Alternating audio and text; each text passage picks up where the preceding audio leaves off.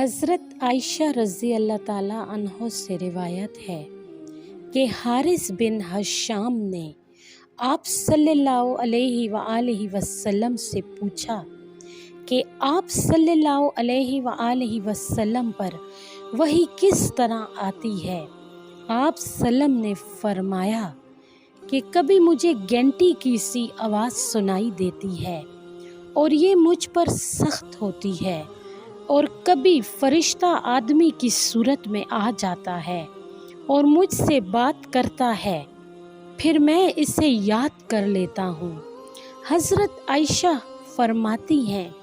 کہ سخت سردی کے موسم میں بھی میں نے دیکھا کہ جب وحی نازل ہوئی اور یہ کیفیت ختم ہو جاتی